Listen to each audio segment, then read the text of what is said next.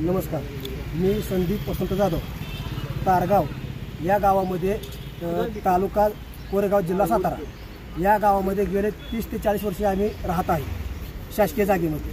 तरी त्या जागेमध्ये आम्हाला शासनाचीच घरकुल आणि जागा मिळाली. शेतकरी समाज संघटना सातारा जिल्ह्याची आहे, त्याच्या माध्यमातून या ठिकाणी आलेलो आहोत. तर त्याच्या कलेक्टर साहेबांच्या त्यांच्याकडे ज्या मागण्या आमच्या आहेत ते या प्रकारे आहेत की आता जी शासनानं आदिवासी शेतकरी कुटुंबांना जे घरकुलासाठी जागा देऊ केलेली आहे तर ती अर्धा गुंठा जागा ते देत आहेत. तर त्यात शासनाचा आमच्या मागण्या अशा आहेत की अर्ध्या गुंठ्यामध्ये घरकुल वगैरे बसत नाही. मग कशी कुटुंबात एक 8-9 मुलं किंवा माणसं असतात आणि त्यांना ती जागा पुरत नाही, बांधकाम पूर्ण होत नाही.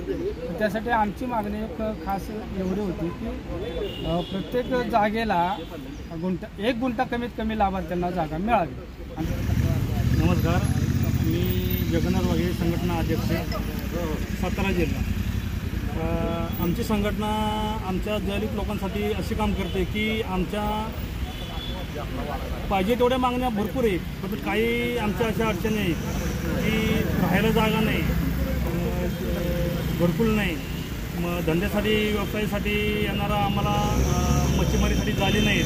अशा काही प्रत्येकांची मागणी काही एका लाभार्थ्याला 1 गुंठा जागा मिळावी आणि एका गुंठ्यामागे शासनानं किंवा आपल्या शासकीय कर्मचाऱ्याने एका गुंठ्यामागे 1 लाख रुपये मंजूर करून आमच्या आदिवासी लोकांसाठी मंजूर द्यावी. आणि दुसरी एवढीच गोष्ट आहे की आमचे जे जालेसाठी प्रकरण आहे, आता आदिवासी विकास प्रकल्प गोडेगावला आम्ही ती निवेदन दिली होती, 2022मध्ये दिली होती. आता 2025चा साल चालू आहे. गेली 300 प्रकरणं आम्ही मंजूर दिली असून फक्त त्यातली 18 प्रकरणं 2023मध्ये मंजूर केली आणि उर्वरित रक्कम प्रकरणं अजून ती मंजुरीला तशीच पडू नये. ते बी निवेदन आम्ही व खालच्या वरच्या पातळीपर्यंत आम्ही पोहोचवले तरी पण आमची मंजुरी होत नाही.